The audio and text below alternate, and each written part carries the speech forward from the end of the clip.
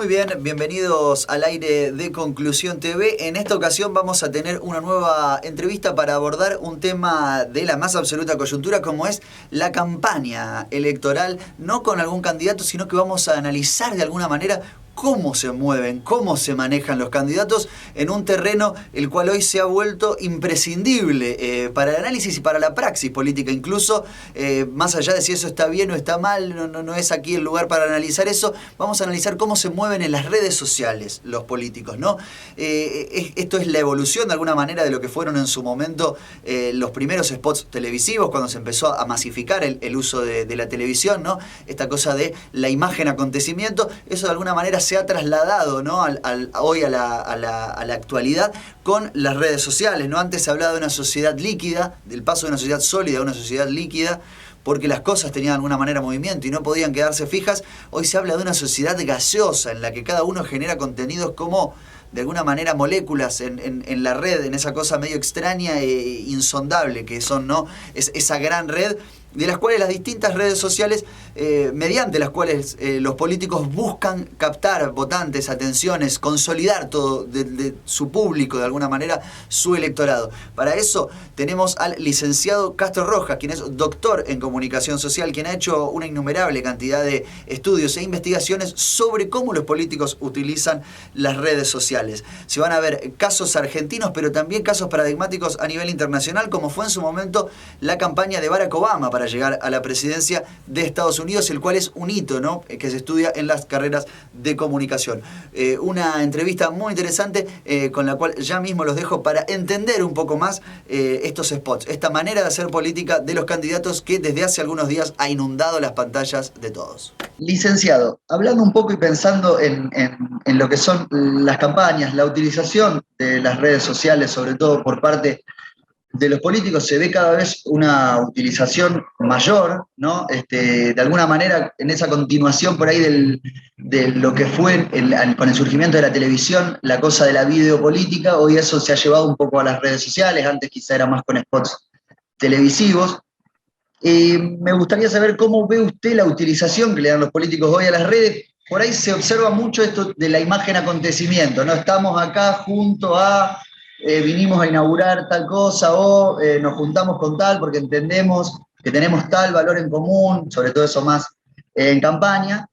Y pensando también en esa evolución, ¿no?, de la imagen acontecimiento, de la videopolítica, quizás hoy ya más en una cosa, al ser más multimedial y al ver más redes, casi una tecnopolítica. ¿Cómo ve hoy por hoy la utilización de las redes sociales por parte de los políticos? A ver, me parece que hay diferencias en cuanto a cómo se utilizaba hace unos años atrás algunas redes, y cuando uno dice algunas redes, pensemos en Facebook y los grupos de Facebook que buscaban apoyo. Es decir, una de las cuestiones que más fueron salientes en lo que es la política y las redes fue la campaña de Obama. Cuando decimos Obama, decimos los Estados Unidos. Y cuando decimos los Estados Unidos, es como que hablamos de un lugar en donde se iniciaron las experiencias con lo digital. No es que antes no había, pero sí que se llevaron a la práctica a partir de empezar a tratar de recolectar voluntades o tratar de empezar a los ciudadanos que estaban de acuerdo con alguna idea, agruparlos en grupos o en lugares digitales que permitiera luego ser replicadores de esos mensajes. Eso funcionó muy bien en su primer momento, pero la misma dinámica, la misma velocidad con la que fueron creciendo y apareciendo nuevas redes, también hizo que del lado del productor, es decir, del lado de aquel que quiere emitir el mensaje, en este caso, digamos, un partido político, un político o un grupo, empezaron a pensar otras formas de llegada. A mí me parece que el cambio más importante es la audiencia. Y cuando digo que el cambio más importante es la audiencia, es que los actos políticos antes eran en lugares, en grandes lugares, en donde hablaba un candidato a la masa o a una gran cantidad de público. Y hoy eso es casi impensado, es imposible, no solo por la pandemia, ¿sí? No solo por la pandemia, sino que en realidad congregar, juntar, agrupar a un montón de simpatizantes bajo una misma idea en un lugar único es una tarea bastante difícil.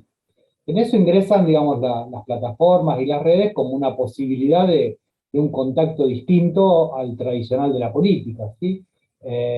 Y creo que en algunos casos ha sido muy bien utilizado, en otros casos no tanto. Si uno hace una rápida evolución, pensamos desde Facebook a Twitter, de Twitter a Instagram. En la última campaña también, digamos, una red que empezó a cobrar mucho mayor relevancia, que es, digamos, la de mensajería instantánea, que es el WhatsApp. Pero hoy TikTok, y digo, si hacemos esa lógica, nos vemos que en realidad lo que cambia es tratar de captar la atención. Así que me parece que lo que se ha modificado tiene que ver con, por un lado, las audiencias, que ya no prestan atención, no participan de esos lugares públicos y asisten, y por el otro lado, en esas audiencias, qué es lo que hacen y dónde se mueven o dónde consumen información, ¿no? Entonces ahí entran las redes sociales como un lugar en donde hay muchos públicos posibles. Y por el otro lado, el tema de la atención, ¿sí? Digo, hay toda una línea de trabajo que tiene que ver con la economía de la atención, o la democracia de la atención. Y hoy la política, en muchos casos, es más una venta de un producto y un hashtag que una idea y que tenga profundidad y que tenga un desarrollo. Entonces, estamos en un territorio bastante complejo, ¿sí? Para analizarlo y también para poder decir que es así. Me parece que también ese es otro, ¿no? Es decir, cada Es uno decir, trata de... desde esa digamos, situación inicial en que por ahí las redes surgían, usted mencionaba el caso de Barack Obama, que me parece que es bastante paradigmático, o desde el análisis también se toma como bastante paradigmático, en el que se vio, o lo disruptivo fue por ahí esa situación de cercanía, de eliminar la intermediación, sobre todo la prensa, eso le hizo mucho ruido también a la prensa, de acercar un poco a lo que son los candidatos en este caso con la gente. Eh, Eso, digamos, se mantiene todavía esa cuestión, también teniendo en cuenta lo participativo, ¿no? Quizás en ese sentido las redes podrían tender o dar una idea de que se podía tender hacia una democracia de algún sentido más participativa, pero eso con los años también me parece que se fue por ahí complejizando y también ese terreno de las redes fue cooptado, no sé si por las corporaciones, pero también por ahí se fue también de alguna manera digamos, haciendo cada vez mejor la manera de utilizarlo a través de campañas. Usted recién hablaba también de los nichos de distintos públicos, ¿no? Se fue complejizando también la manera de utilizarlo por parte de los políticos, me parece, o de los asesores de campaña, etcétera. Creo que una cuestión importante a tener en cuenta es lo que marcabas con respecto a la desintermediación. Yo le ponía como ejemplo los actos políticos físicos, ¿no? En donde ahí, digamos, el vínculo se daba a partir de el grupo cercano que me invitaba, o, digamos, compartir una idea, o ir a escuchar una idea. Y estábamos todos, ¿sí?, que escuchábamos a aquel que hablaba. Creo que las redes lo que tienen es eso, es decir, han posibilitado ese vínculo directo con el ciudadano, con el individuo, con el elector, con el votante. Entonces, eso sí es casi importantísimo, porque digo, pensemos en el asalto al Capitolio, ¿sí?, como un gran evento de participación o como un gran evento en donde las redes posibilitaron, potenciaron, movilizaron, ¿sí?, a partir sobre todo de una red que es Twitter. Entonces, bueno, ¿cómo se da eso? Y se da a partir de la emisión de un mensaje que empieza a ser replicado por los diferentes manifestantes que adhieren a una idea o que son cercanos a una idea política que en ese momento era la del presidente de los Estados Unidos, que era Donald Trump. En realidad es Trump el que tuitea, pero también es una réplica de los asesores del expresidente y una réplica de los seguidores y una réplica, y eso va, digamos, en Puede donde ser no que de hay una alguna manera, en ese sentido, a intermediación, ¿no? veces el mismo político o el personaje se ve arrastrado de alguna manera también por la fuerza de algo que no No, no, controla del no, no, todo. no, no, yo no creo que se vea arrastrado, yo creo que en realidad, digamos, tienen analizado al detalle qué es lo que pueden decir y cómo pueden decirlo. ¿Pueden cometer errores? Sí, pueden cometer errores. Son seres humanos, no son máquinas, no es una inteligencia artificial que hace los mensajes para aquellos que quieren escucharlos. Entonces, ese equipo de trabajo que está trabajando con el candidato, muchas veces trata de ir marcando de acuerdo a lo que quieren decir, pero muchas otras veces es el candidato el que toma el celular o el que toma, digamos, la posta y escribe aquello que considera que debe escribir.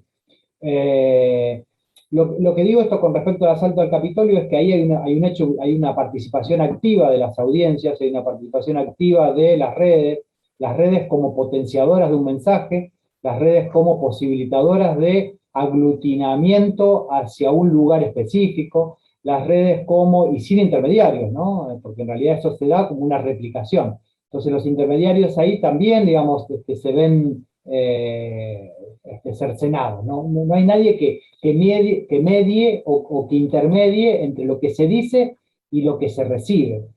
Y por eso es importante el tema de las audiencias. Es decir, una cosa es cuando yo estoy y recibo un mensaje en una situación en la que puedo decodificarlo, de que puedo entenderlo, de que muchas veces tengo que leer varias veces para no cometer el error, ¿sí?, de la interpretación que sea errónea. Y las audiencias en eso, y por eso digo lo de la atención, las audiencias reciben el mensaje y lo replican.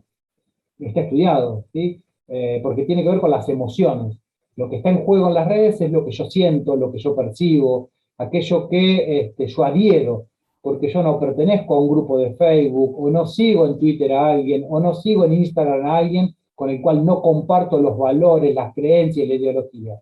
Yo al que sigo es aquel con el que comparto, con el que coincido, con el que me refuerza mi ideología primaria, ¿sí? Entonces, lo que se está viendo también tiene que ver con eso. Lo que circula en las redes y lo que se hace circular tiene que ver con el refuerzo de las creencias, el refuerzo de la ideología. Entonces, en las redes no se le habla al otro, no se le habla al que piensa diferente, no se le habla al disidente, no se trata de convencer, ¿sí? Lo que se está dando y mucho es que esos nichos hay que reforzarlos. Entonces, los reforzamos con una idea, ¿sí? Y creo que eso lo hemos visto en la última campaña, sobre todo, ¿sí? Hay un trabajo en ¿De Argentina o donde de Estados Unidos?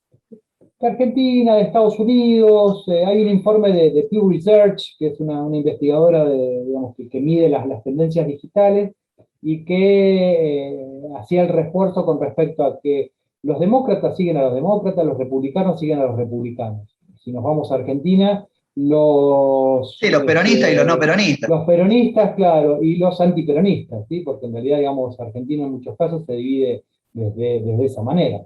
Entonces, si yo sigo a un medio, como puede ser La Nación, obviamente no voy a leer Página 12. Si yo sigo a un medio, como puede ser, no sé, vamos a hablar de contrapuestos, pero si yo lo escucho a Víctor Hugo, no lo voy a escuchar ¿cómo es? Bueno, al de La Sí, a Nación. Leuco, Babi Echecopar. Claro. Entonces, ¿con esto qué quiero decir? Que las audiencias también seleccionan. Las audiencias deciden por dónde consumir la información.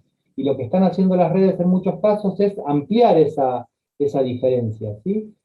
Por lo tanto, se le habla a aquel que piensa lo mismo. Y se utilizan las campañas en redes, ¿sí? En redes sobre todo, para reforzar y que esos refuerzos actúen como replicadores en otro tipo de instancias, ¿no? Es decir, si yo comparto algo, digo, en términos de Facebook, o retuiteo algo en términos de Twitter, o hago un comentario con respecto a Instagram, es sobre algo que realmente me siento identificado, con lo que comparto, con aquello que, digamos, como valores, creencias, ideología, soy parte. Entonces, digo, y en eso es interesante también pensarlo como que hay como tribus. A mí me gusta pensarlo desde ese lugar. Es decir, las redes cada vez más apuntan a tribus. Vos decías hoy target, o decías hoy pequeñas comunidades de audiencia. Creo que las redes hoy están potenciando eso, ¿sí? A nivel de campaña, ¿sí? Lo que tengo que pensar es que tengo que reforzar a aquel que piensa parecido o tratar de traer a aquel que por lo menos me sigue. Y si me sigue es porque tiene algún porcentaje de posibilidad de votarme, ¿no? Es decir, se va a Entonces, las redes, digamos, no a reflexionar, si se quiere, o de no, alguna manera, no. sino a, digamos, asegurar, digamos, reforzar, si se quiere, las fronteras de mi audiencia o de mi nicho, bueno, como le queramos llamarlo, Sí, sí, de alguna sí, manera. Es sí. como que, por eso a veces digo como que se busca decir no, porque en las redes se niega al otro, se busca solo, bueno, pero están entendidas para eso, digamos, no es que nacen como una manera, como un ámbito para el disenso y la reflexión absoluta y la filosofía, digamos. No, no, si bien digamos Twitter es una plataforma que permite, y sí es interesante pensarlo como una conversación ampliada, y cuando digo una conversación ampliada es por las diferentes posibilidades que la misma plataforma le fue brindando a los usuarios en cuanto a los hilos de Twitter, es decir, de poder ir vinculándolo para poder contestar, dar respuesta, para poder compartirlo. Es decir, todavía sigue siendo una red que un porcentaje de la población circula, navega, utiliza. Es una red muy vinculada a los medios, es una red muy vinculada a los gobiernos, es una red muy vinculada a la forma a las empresas, y en donde hay un alto porcentaje de la población que no la usa, que no le interesa, que no quiere. Entonces, la otra también es que la gran conversación siguen siendo los medios tradicionales. La gran conversación sigue atravesándose a partir de lo que sería este umbral en donde dialogan los medios tradicionales, la televisión, la radio y la prensa, con los medios digitales. Yo creo que todavía convivimos ahí en un lugar en donde uno se necesita del otro, porque puede circular esa conversación por los medios sociales, pero si no llega a los medios tradicionales, puede caer, ¿sí? Puede caer muy rápidamente. ¿Sí? Y por el otro lado, puede circular en los medios tradicionales, pero si no se dialoga en las redes sociales o en alguna de esas plataformas, va a caer también en desuso. Entonces creo que el desafío, pues sobre todo para instalar alguna idea y para pensar en un modelo de campaña, para cualquier equipo comunicacional, es justamente eso, es decir, poder establecer ese diálogo y esa hibridación entre lo social, entre los medios sociales, los medios conectivos, y los medios tradicionales como la televisión, la radio y la prensa. Y usted ve que hay una utilización, hablando precisamente de eso, mínimamente creativa, de entrelazamiento de discursos, quizá, o se puede ejemplificar con alguna campaña. A ver, yo recuerdo que se lo ha ponderado mucho más allá de pormenores ideológicos y demás, sino hablando meramente de lo que hace a una estrategia de campaña, a Marcos Peña como el gran estratega de las redes de Mauricio Macri. Yo no sé si eso se verificaba a la hora de analizarlo, digamos, desde su expertise, en una utilización, si se quiere, creativa, de construcción de discurso, de una por ahí, digamos, de una interdiscursividad de alguna manera entre las distintas redes y plataformas. Yo no sé si eso se observa mucho o hay más una utilización algo chata. Me parece que el uso que se hizo en la última campaña y sobre todo en el último periodo de gobierno, cuando decimos el último periodo de gobierno hablamos del gobierno de Mauricio, ¿no? 2015-2019. Tiene que ver con empezar a pensar el dato y conocer a las audiencias. Digo, si hay algo que se puede es tener hasta con lujo de detalles y con una lupa cuáles son esos electores posibles o aquellos que adhieren a una idea o que comparten los valores con los cuales el partido, el candidato, el equipo de gobierno prolifera. Yo creo que eso es un territorio muy difícil, ¿sí? Y en el cual todavía no hay legislación que proteja al ciudadano, al sujeto, porque lo que hicieron durante el gobierno de Cambiemos, de chupar, digamos, no es la palabra correcta, ¿no? De utilizar los datos del ANSES para poder conocer ciertos perfiles, la verdad que me preocupa, y me preocupa como usuario, ¿sí? Es decir, que todos mis datos estén disponibles y que los puedan utilizar para saber cuáles son mis preferencias, mis gustos, mis consumos, qué es lo que hago, cuándo lo hago, y la verdad que a mí no me seduce.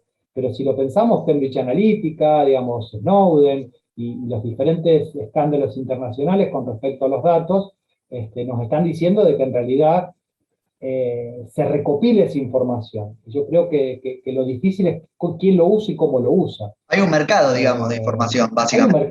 Hay un mercado. Pensemos en Facebook, pensemos en las otras plataformas, pensemos en lo que se dio a principio de año con respecto a proteger los datos, ¿sí? Es decir, quién tiene acceso y por qué. Pensemos lo que pasó con la plataforma asincrónica de mensajes de WhatsApp a principio de año, que también se discutió en el Congreso.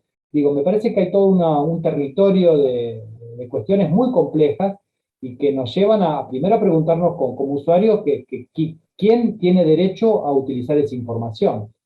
Por eso me preocupa lo que sucedió en algunos momentos del gobierno anterior con respecto a la utilización de las bases de datos nacionales, ¿sí? Y que son utilizadas para, supuestamente, ¿sí? Supuestamente, para poder planificar una política pública. Yo creo que el Estado debería, digamos, disponer de datos, pero no esos datos para utilizarlos en una campaña electoral. ¿Se entiende la diferencia? Es decir, yo creo que, no sé, pensemos lo que está sucediendo en esta época pandémica, es decir, nosotros llenamos formularios en aplicaciones y damos datos, damos datos, damos datos. Y siempre somos nosotros los que estamos dando el dato. ¿Sí? Bueno, ¿a quién se lo damos y qué van a hacer con eso? Se supone que los gobiernos y los estados deberían protegernos y no deberían vender esa información. Pero todos los mercados tienen sus curvas, sus sinuosidades, ¿no? Lógicamente. Y habiendo abierto esa puerta, hay como también este tipo de plataformas que al fin y al cabo también son empresas, por ahí se ha roto de alguna manera como una frontera y un debate que se da más allá de la utilización que dan los estados, hay como por ahí no sé si es indefensión la palabra, pero hay como a veces las naciones, esto es un fenómeno global, es como que pierden peso ante corporaciones más globales o, digamos, redes más globales. ¿Eso forma parte de la misma discusión en torno a los datos, en torno a las legislaciones, sobre todo? ¿O es imposible, digamos, a ver, quiero decir, ¿es un debate viable o la misma manera, digamos, en la que estas redes actúan y dinamizan las comunicaciones en esta que es la era de la información, hace que eso sea prácticamente imposible de medir, de legislar, de intentar regular? Yo creo que cada Estado-nación debería empezar a pensar una política pública, empezar a pensar una política telecomunicacional, en donde los ciudadanos de cada país, en este caso de Argentina, sus datos sean por lo menos resguardados, ¿sí? En la actualidad todavía no hay una legislación, porque el éter, digamos, de la web es casi inabarcable o inalcanzable. Lo que sí hay batallas legales que se están dando y que en algunos casos han tenido resultados positivos, como cuando se utiliza la imagen de alguna persona y bueno, se le pide a uno de estos grandes jugadores, como le dicen, grandes jugadores del mercado, que como la empresa Google, ¿sí? Pero lleva muchísimo tiempo. En realidad debería ser mucho más aceitado, ¿no? Lo que pasa es que ¿quién legisla sobre un territorio que es un territorio digamos, que es el globo, ¿sí? Es el planeta, que son las telecomunicaciones? Por eso me parece que es una batalla ahí interesante como para darla, ¿sí? En muchos casos nosotros como usuarios aceptamos las condiciones de cada una de las plataformas, por lo tanto le estamos diciendo a esa plataforma y a esos grandes grupos que pueden hacer lo que quieren con nuestros datos. Pero en algunos casos tenemos todavía derechos y armas legales como para decir, bueno, yo te autoricé a esto, que no te autoricé a lo otro, ¿sí? A que puedas vender la información. Yo te autoricé a que, digamos, en el caso de que yo cometa alguna o vulnere algún derecho, a mí se me cierre la cuenta. Pensemos en YouTube, pensemos en Facebook, pensemos en Twitter, pensemos Hay un manejo claro también ahí de los grifos, de lo que podés publicar y no publicar, lo que son las fake news. A ver, que está bien intentar legislarlo, pero muchas veces se aplica como un elemento censurador ese de lo que se puede o no se puede decir. Es todo un debate es todo un debate, porque pensemos que, digamos, en lo que fue la última campaña de los Estados Unidos, se le cercenó la palabra al presidente, ¿sí? A Donald Trump. Digamos, independientemente de que yo coincida o no coincida, Sí, sí, ¿sí? sí. Con lo que se dice, me parece que cerrar una cuenta es ingresar en un territorio bastante complicado, ¿sí? Digamos, en donde la información o lo que yo digo queda cercenado, digamos, le está cercenando la palabra, independientemente de que después no coincida o aquello que está haciendo tiene que ver con un ataque a la democracia. Bueno, hay otros mecanismos, hay otros lugares como para llevar esa situación. Si uno considera que hay un ataque a la democracia, pensemos en cualquier diputado de la nación, ¿sí? en las últimas semanas. Y bueno, uno tiene, digamos, otros lugares y otros mecanismos, pero no cerrar una cuenta, ¿sí? O en todo caso no seguirla, o tratar de que no logre las replicaciones que en muchos casos logra, pero digo, el odio genera odio y, nada, digamos, y acerca también ahí a los que son parecidos, ¿no? Y creo que las redes en eso lo visibilizan y lo dejan en evidencia. Aquellos que coinciden con una idea a lo mejor no lo dicen, y los que no coinciden son los primeros que están como para marcar la diferencia, como para, tanto de un político como de una noticia, ¿sí? Digamos, los haters son, viven justamente como para marcar esa diferencia. Claro, por eso quizás hacen más ruido, digamos, o se los ve más y se habla también de las redes, sobre todo por ahí de Twitter. Bueno, también eso se ve en Facebook, aunque quizás usted me dice ahora que pasa en todas, pero yo en la que lo más lo veo reflejado, esta cosa más cloacal, ¿no? De replicaciones del odio y agredir solamente como elemento discursivo. Eh, eso se ve bastante.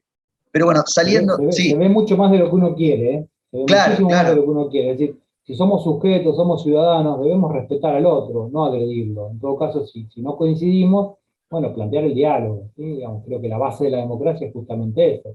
No tengo que coincidir con todos, pero puedo dialogar, puedo sentar mi posición. Con argumentos, siempre con argumentos, ¿no? Siempre, siempre, siempre, claramente. Y bueno, saliendo o no tanto saliendo de lo que es por ahí la geopolítica de las comunicaciones, que entiendo que si antes las comunicaciones, agencias de comunicaciones, el manejo que se hace de las informaciones, que bueno, eso puede quedar también para analizarlo en otro momento internacional, ahora también las redes y las plataformas se han metido, me parece, en esa discusión, perdón, geopolítica de alguna manera, como recién lo mencionaba con el caso de Donald Trump, me imagino que también tiene que ver con eso. Sí, a mí me parece que los grandes jugadores como Google, que se les llama los GAFAM, ¿no? Google, Amazon, Facebook, Apple Claro, y Microsoft, tienen un poder, digamos, que no dispone ningún Estado-nación. Y eso me preocupa, ¿sí? Me preocupa como ciudadano, me preocupa, digamos, porque pueden decidir quién habla y quién no habla, ¿no? Y cuál es la injerencia que tienen en cada uno de los países. Hay todo un debate por darse, me parece, que todavía no está terminado. Me parece que todos los Estados-nación tienen algo por decir con respecto a eso. Eh, y esos sí son los intermediarios, ¿sí? Digo, si yo quiero, te corto y corto. Y cuando digo corto, corto, y no vas a tener nada, ¿sí? Y van a claro. quedar todos desesperados, porque en otro momento histórico a lo mejor no tener conectividad hubiese sido algo, nada, bueno, después voy a tener, después va a venir. Hoy, digamos que todos somos como casi conectivo dependientes, Sí, sí, porque la estar mayor siempre parte de las, disponible, digamos. claro, la mayor parte de las tareas están atravesadas por alguna conexión, que puede ser, digamos, una PC, puede ser una notebook, pero casi todas se dan por el dispositivo móvil, digamos, por el teléfono, ¿no? Es decir, no tener conexión es como que me estoy perdiendo de algo. A lo mejor puedes estar desconectado varias horas, hasta varios días, y no te vas a perder de nada, ¿no? La Claro. conversación va a seguir y la vas a poder enganchar en algún momento. Forma parte de esa noción como de que todo lo que está sucediendo en las redes sociales. Como por ahí se disocia Sí, un poco la vida real a veces de la vida virtual, en ese sí. sentido. Y ahí volvemos al tema de las tribus, ¿no? Es decir, a mí me parece interesante pensar esto de las tribus digitales. Y cuando digo las tribus digitales es porque digo, yo no voy a aceptar o no voy a seguir o no voy a leer aquel con el que no coincido, entonces soy parte de esa tribu. En algunos otros casos se podría hablar de líderes comunitarios o de líderes locales, digo, líderes grupales, que se dan en cada una de esas redes y que yo también adhiero y ni siquiera me lo pregunto, digamos, si es alguien con el que coincido y sé que, digamos, que casi siempre hace posteos o hace reflexiones interesantes y comparto, ¿sí? Digamos, esa demora entre 5 y 10 segundos en el compartir sin haberlo leído, ¿no? Y eso también me preocupa, ¿sí? Porque se le da demasiada pertenencia o se le da demasiado sin analizar en profundidad la información. Claro, como Me este parece que no coincide en general coincida. conmigo, yo lo comparto y no importa en Sí, yo realidad. lo comparto. Y hay estudios con respecto al consumo de medios que nos dan estos resultados, ¿no? Es decir, cuánto se demora en compartir una información. Digo, pensemos en algún periodista que trabaja en algún medio y que casi siempre con sus notas lo que hace es mandar un tweet, ¿no? Entonces yo coincido, ni sé lo que dijo, no importa, tac, vamos y comparto, ¿sí? Sí, sí, una cosa medio ya fanática. Bueno, para Sí, cerrar, sí, sí. Sebastián, pensando un poco también en lo que decía antes, del ejemplo que me ponía del Capitolio y más allá de las coincidencias o no coincidencias ideológicas, yo creo que en eso, con ese ejemplo también se visibiliza que es indistintamente del arco ideológico que digamos que la gente por ahí sin intermediación se puede convocar a participar de una u otra cosa. Se han visto movimientos de distinto tipo en distintas zonas geográficas, primavera árabe, bueno, y distintos movimientos en Europa, aquí en nuestra región, en distintos lugares. Pero, digamos, pensando entonces con ese ejemplo, ¿se puede decir que las redes, aún vistas hoy día con el desarrollo que han tenido desde esa situación inicial de eliminar la intermediación y acercar por ahí a los actores políticos de la gente, con la evolución que ha tenido en estos años, social y todo se entremezcla también, pero se puede decir que las redes siguen siendo un elemento, una herramienta que amplía la democracia en términos participativos? Sí, sí, yo creo que sí. Yo creo que la posibilidad de amplificar era impensada en otro momento. Después puede ser para bien o para mal. Ahí te digo, si para bien o para mal, porque en realidad esa amplificación, esa posibilidad de participar mediante otro tipo de dispositivos, era impensado hace 10 años atrás. En Europa hoy se está pensando algunas elecciones locales, realizarlas a través de dispositivos móviles, es decir, porque se supone que el número de teléfono está asignado. La cuestión de, no sé, voy a poner un ejemplo concreto, pero la elección de los centros de estudiantes en pandemia, y sobre todo en Rosario, y hubo experiencias en donde se hicieron mediante las plataformas más tradicionales, ¿sí? Digamos, cuando digo las más tradicionales, digo Google Forms, ¿sí? En donde vos votabas y no podías volver a votar porque te reconoce el IP. Entonces digo, ese tipo de participación yo creo que se ve amplificado, potenciado, que mejora, ¿sí? Mejora la calidad democrática. Pero después también hay que ver cómo y en qué contexto se da, ¿no? Porque también los sistemas informáticos son vulnerables. Por lo tanto, digamos, también hay que tener una previsibilidad y ser muy cuidadosos al momento de elegir ese tipo de dispositivos para la participación ciudadana. Pero creo que hay muchísimas instancias que han sido potenciadas y que han sido visibilizadas gracias a las tecnologías. El ejemplo de los movimientos sociales, o el Me Too, o el Ni Una Menos, ¿sí? Digamos, o ciertas situaciones a nivel de pedidos en los países, lo que ha pasado en nuestro país vecino en Chile, lo que ha pasado en Ecuador, en Bolivia, lo que está pasando en Colombia, ¿sí? En donde desde una huelga sindical se llegan a congregar en la calle, digo, me parece que las tecnologías son potenciadoras, visibilizan, ¿sí? En algunos casos podemos pensar que han sido mal utilizadas y en otros casos que la utilización o ese germen, ¿sí? Ha sido producto de un cambio radical en algunos lugares y en algunos estados-nación. Chile es un ejemplo de ello. Bien, me quedó en el tintero cortito lo último. Antes mencionaba por ahí los medios. ¿Cómo ve ese intercambio, ¿no? O esa situación recíproca entre medios tradicionales, redes sociales? Por ahí yo veo que se sigue replicando cosas como que los medios están ahí siguiendo atrás en las redes a ver qué es tendencia, qué publico, qué no publico, cómo de alguna manera transferir audiencias justamente desde las redes hacia los medios y cómo también eso repercute en la política, si eso puede tener que ver también con el aterrizaje de candidatos en la arena política por ahí de una proveniencia más mediática, digamos, como una cara para darle, digamos, sostén a estructuras que están más atrás desde las sombras. Voy por lo último primero y después sigo con lo otro. Me parece que hay una necesidad de los diferentes espacios políticos de utilizar ciertas imágenes, ciertas caras, ciertos personajes que tienen ya como un reconocimiento, que son conocidos, ¿sí?, por sus participaciones en diferentes medios de la ciudad, medios regionales o medios nacionales.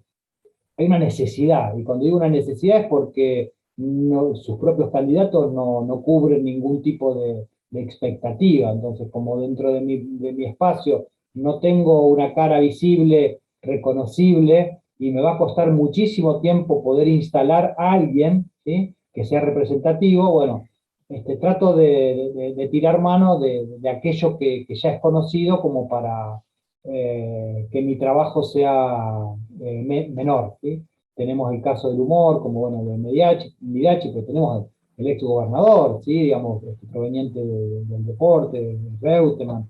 Digo, tenemos la provincia de Santa Fe, el recorrido es amplio y diverso, ¿sí?, amplio y diverso. Entonces, en ese sentido, me parece que se utilizan estas imágenes, estos candidatos, como para poder captar y no tener que instalar un candidato. Después, las redes, yo creo que sí necesitan de los medios tradicionales. Creo que las redes lo que hacen es tratar de instalar un mensaje que sea replicado por las redes primero y después que llegue a los medios tradicionales. Si se queda solamente en la conversación de los medios digitales, si se queda solamente en la conversación de lo que es esa tribu o esa comunidad, muy difícilmente llegue a captar la atención de la ciudadanía, ¿sí? Entonces creo que hay ahí toda una cuestión entre lo que es la esfera pública y la esfera digital. Sería La como una esfera validación pública, de los discursos que circulan en las redes cuando llegan ahí. sí, yo no sé si es una validación, me parece que hay una necesidad. Hay una necesidad de los medios tradicionales de no perderse lo que sucede en los medios sociales, considerando de que han perdido mucha audiencia los medios tradicionales. Digo, pensemos en la televisión, ¿sí? Han perdido mucha audiencia y cada vez es más fragmentada. Por lo tanto, tratan de traer, ¿sí?, de los medios sociales a los medios tradicionales, y a su vez la necesidad de los medios sociales, de los medios digitales, de tener una llegada y de poder ser una réplica, pensando en los medios tradicionales como una réplica, ¿no? En la década de los 80 se hubiese dicho, si no está en la televisión o no salió en la portada de La Capital para los rosarinos y la región, no existe como noticia, ¿no? Hoy no es tan así. Es decir, cada fragmento de audiencia consume medios totalmente distintos. Y para Y poder las llegar redes a otro también han tipo de... aportado al descrédito por ahí de algunos medios masivos o de que no sean palabras santas de alguna manera. Sí, yo no sé si descrédito. Han abierto un panorama de consumo de información que no hubiese entrado en la cabeza de Ovidio Lagos en la década de los 60, ¿no? Y cuando digo esto, me refiero sobre todo a pensar que hay un abanico, ¿sí?, de productores de información que no se quedan con lo que desde el poder o desde los medios tradicionales o de aquellos lugares que toman la palabra y quieren instalar un tema, se realiza como tarea informativa. Creo que los medios han modificado hoy, ¿sí?, todos los medios, tanto los medios gráficos como los medios radiales, como los medios sociales y los medios digitales. Hay un panorama tan abierto que cada uno consume a partir de su tribu, vuelvo a insistir, y eso sí me parece que es una marca del presente. No hay un solo medio que capte la atención. Y si no hay un solo medio que capte la atención, hay muchas atenciones. Por lo tanto, la tienen complicada los candidatos para poder llegar a diferentes audiencias, ¿no? Creo que es todo un trabajo interdisciplinario que se tienen que dar y que necesitan sí o sí de personas capacitadas para interpelar a las audiencias.